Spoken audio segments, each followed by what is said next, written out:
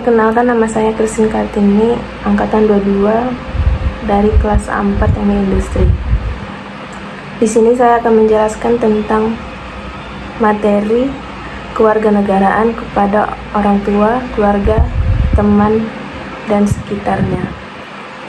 Yang pertama, Pancasila sebagai ideologi negara.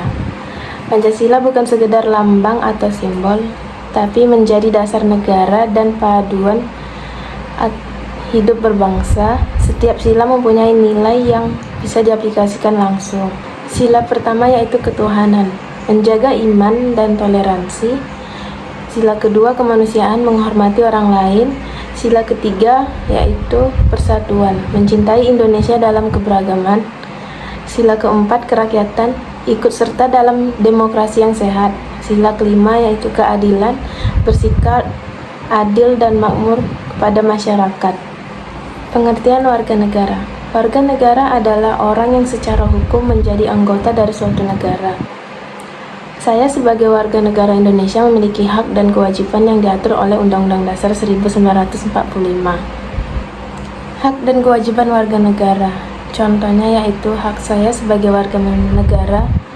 Yang pertama, mendapatkan pendidikan yang layak, mendapatkan perlindungan hukum, dan dapat menyampaikan pendapat saya saat melakukan musyawarah. Sedangkan kewajiban saya adalah menjaga ketertiban dan keamanan, membayar pajak, dan menjaga persatuan dan kesatuan bangsa. Tiga, konstitusi dan hukum dalam kehidupan bernegara. Pengertian konstitusi. Konstitusi adalah hukum dasar tertulis yang menjadi landasan dalam penyelenggaraan pemerintahan di suatu negara. Di Indonesia, konstitusi kita adalah Undang-Undang Dasar 1945.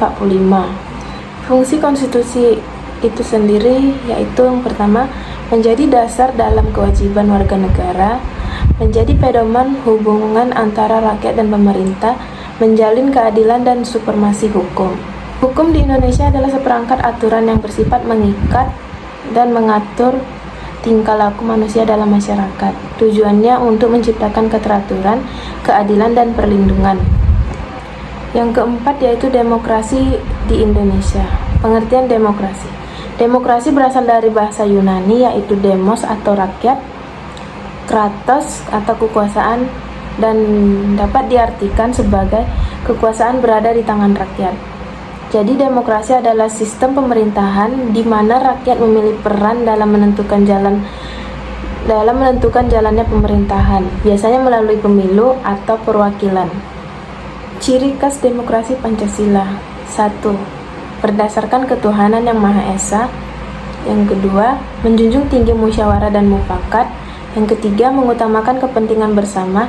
Yang keempat, menghargai hak asasi manusia tanpa melupakan kewajiban sosial. Kesimpulan demokrasi ini untuk Indonesia yaitu Indonesia menganut demokrasi Pancasila, yang artinya kita punya kebebasan untuk memilih pemimpin, menyampaikan pendapat, tapi tetap menjunjung tinggi etika dan moral yang berakar pada budaya kita. Di sini kita akan lebih peka terhadap pentingnya ikut pemilu dan menghindari golput. Demikian penjelasan yang bisa saya sampaikan mengenai materi kewarganegaraan. Semoga apa yang saya pelajari dapat memberikan manfaat tidak hanya bagi saya, tapi bagi orang tua, keluarga, teman, dan lingkungan sekitar saya. Mari kita jaga persatuan dan keberagaman dan terus mencintai tanah air dengan tindakan nyata.